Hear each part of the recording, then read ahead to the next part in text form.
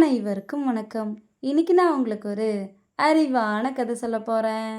ஒரு காட்டுல மானும் காகமும் நல்ல நண்பர்களா வாழ்ந்து வந்தாங்களாம். அப்போ ஒரு நரி இந்த மானை பார்த்துட்டு, இந்த மான் நல்ல கொழு கொழுன்னு இருக்கு, கண்டிப்பா அதை சாப்பிட்டே ஆகணும் அப்படின்னு நினைச்சுதான். ஒரு நாள் அந்த நரி அந்த மானுக்கிட்ட போய், எனக்குன்னு யாருமே இல்லை அப்படின்னு சொல்லி பாவமா நடிச்சுதான். மானும் நரி மேல பாவப்பட்டு நரியை அதோட வீட்டுக்கு கூட்டிட்டு போச்சான்.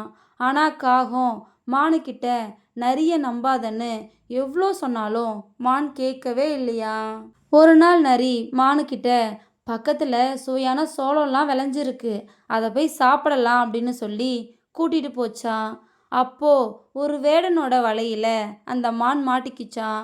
உடனே மான் நரிக்கிட்ட, என்னை இந்த வலையில இருந்து காப்பாத்துன்னு கேட்டுச்சான். அதுக்கு நரி, இந்த வலையை அறுக்கிறதெல்லாம் ரொம்ப கஷ்டம், என்னாலெல்லாம் இதை அறுக்க முடியாது அப்படின்னு சொல்லிட்டு அங்கேருந்து கிளம்புச்சான். அந்த நரி ஒரு புதருக்கு பின்னாடி ஒளிஞ்சிக்கிட்டு அந்த வேடன் வந்து அந்த மானை கொன்னதும் அந்த வேடனை துரத்திட்டு அந்த மானை சாப்பிடலாம் அப்படின்னு நினச்சிதான். மானை தேடி வந்த காகம் இதை பார்த்துட்டு மான்கிட்ட வந்து, அந்த வேடன் வரும்போது நான் உன்னை கொத்துற மாதிரி நடிக்கிறேன், நீயும் அசையாம இரு, நீ இறந்துட்டுன்னு நினச்சி அவன் அந்த வலையை எடுத்ததும் நீ தப்பிச்சிரு அப்படின்னு சொல்லிச்சான். அதே மாதிரி மானும் பண்ணி வேடன்கிட்ட இருந்து தப்பிச்சுதான். இதோட இந்த கதை முடிஞ்சிருச்சு.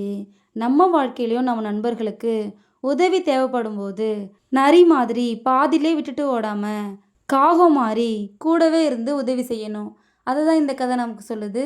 இந்த கதை உங்கள் எல்லாருக்கும் பிடிச்சிருக்கும் நம்புகிறேன். இன்னொரு அழகான கதையில் நாளை மாலை 5 மணிக்கு சந்திப்போம். நன்றி.